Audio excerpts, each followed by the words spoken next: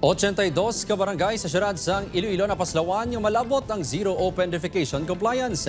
Mga higgo kag basura sa coastal barangays dako nga pagpanghangkat. Suno sa Iloilo City Health Office. Yaring balita.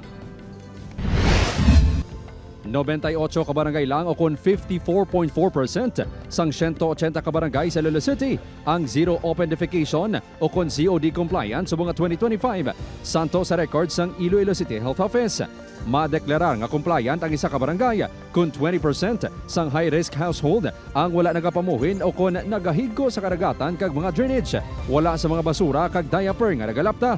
Apang ginako sang Iloilo City Health Office nga tuman kapanghangkat ang nabilin nga 82 pa ka barangay nga mangin compliant sa zero open defecation.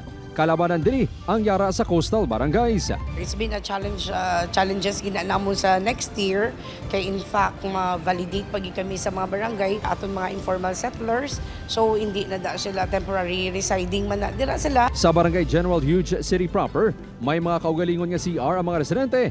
Apang ang mga higko ang direkta nagakadto sa dagat. Madamo man sang basura sa idalom sang Panimalay. Paathag sa mga residente, pagpanghangkat ang pagbutang sang septic tank sa sitwasyon sa Ilabalaya nga yara na sa dagat. Hindi na kami kaubra sang deposituan kay ginatubian sang tubig. Kag magubagid sa kung ibira sang balod. Sige, alis mo na muna na diamon si Arya sir mo. Tiway naman kami mimok ni at least limpyo man yamon si Ar. Suno sa purong barangay, regular man sila nagapatigayon sang cleanup drive. Pinakuan ko sila nga ang kutob sang hindi na malabot la sang balod nga pwede sila kapakaymo sang ilang deposituan sa dalom sang ilang Panimalay. Isa sa ginaproponer nga solusyon sang LGU ang communal septic tank.